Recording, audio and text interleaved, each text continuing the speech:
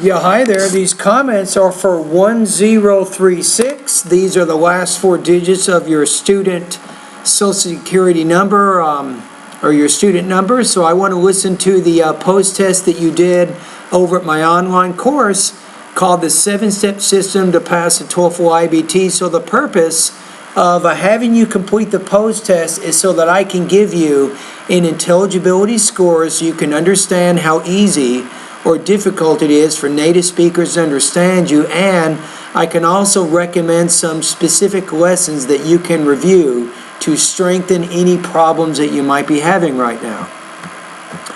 All right, let's get started. So you say, when two people are talking to each other, they tend to stand a specific distance apart. Each person has an individual boundary around his or her. Now wait a minute, it's not individual, it's invisible. Invisible boundary. Her body, into which other people may not come. If someone passes this boundary, she or he will feel uncomfortable and move away to increase the distance between them. So the word increase, you don't have to say increase, but increase. Increase the distance between them. So I think you're having some trouble with the R sound.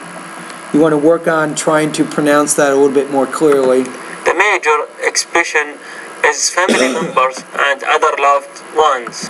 It's not expression, but exception. So the major exception is family members and other loved ones. This personal distance is not due to body or odor or bad breath, but because closeness lends a sense of intimacy that is at odds with the relationship to the other individual.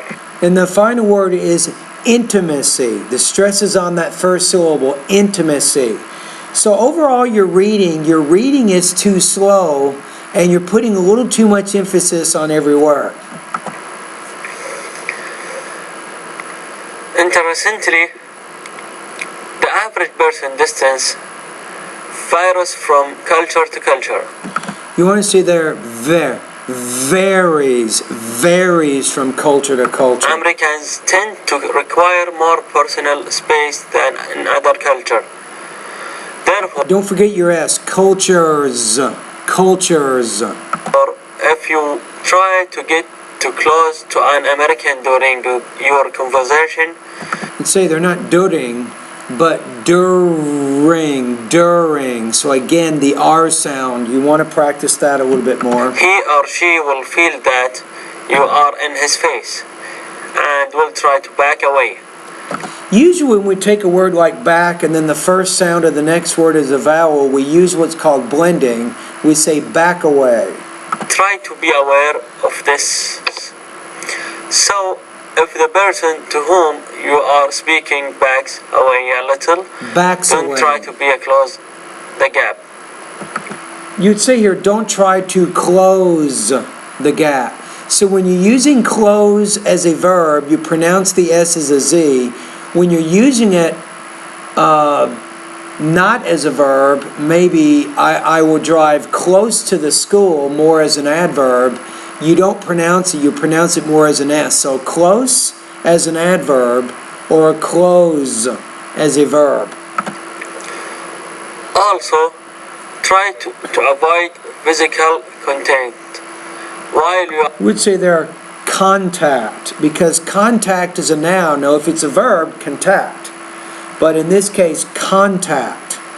are speaking, since this may also lend to discomfort. Touching is a bit too intimate for casual acquaintance. I would say intimate. So don't put your arm around his or her shoulder. Don't touch his or her face or hold his or her hand. Shaking hands when you are initially meet or a part of acceptable, but this is only momentary. All right, so thank you for completing that particular post test. So now, excuse me, I have a cold right now, but now I can give you some feedback as to how you sound in terms of a native speaker. So your speaking fluency right now, I'm going to put you at intermediate level. I'm going to put you at about 3.4 out of 7.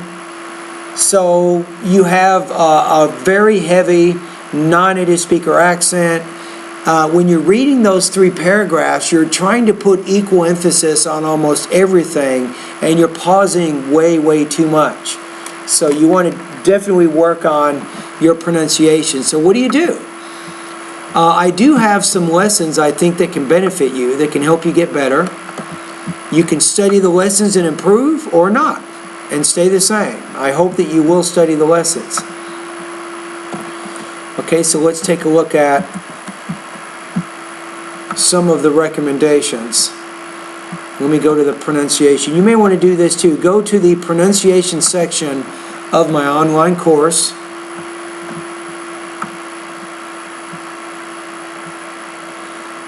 Okay, I think that you can definitely benefit by focusing on the R. And where is that one? Speak clearly, lesson number 18.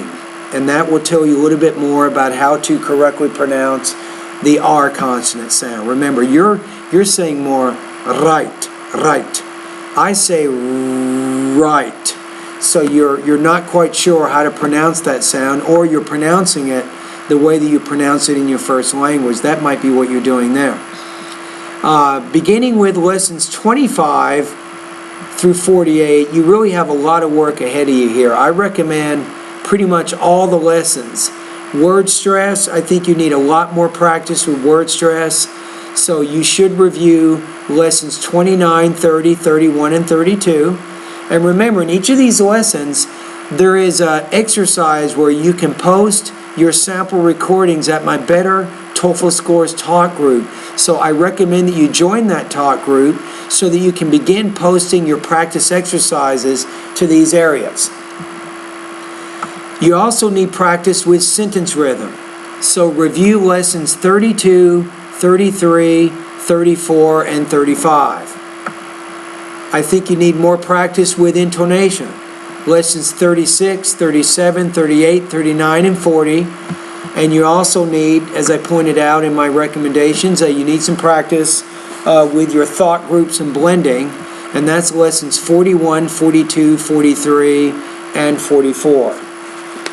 Okay, so again, your score here is 3.4 out of 7. I would recommend that your goal is to try to score closer to 5.1 out of 7 on my intelligibility scale, and that means if you score 5 or higher, it means that native speakers won't have a lot of difficulty understanding you, but the way that you're speaking now, it means that they are having some trouble with that. So you definitely want to make some improvements. Now, in our class, 3.4, that's going to put you at 86% on this particular exam. Alrighty, thank you for completing the test. And maybe to conclude this video, I have one more tip for you. Go to YouTube from time to time if you want to have some fun and practice singing. Find a video with a song. You can go directly to YouTube, go to the search box, and type in the name of the song that you want to hear. And make sure the video has the words to the song in the video, and then you can practice singing with the singer. And use your headphones here. That's also good, and you can work a little bit more on your pronunciation. As you go through my Speak Clearly videos, I want you to read with me out loud. This is called tracking. And tracking can be very effective in helping you to work on a lot of things, including your tone, your sentence rhythm, your stress, and all the other areas important to your pronunciation.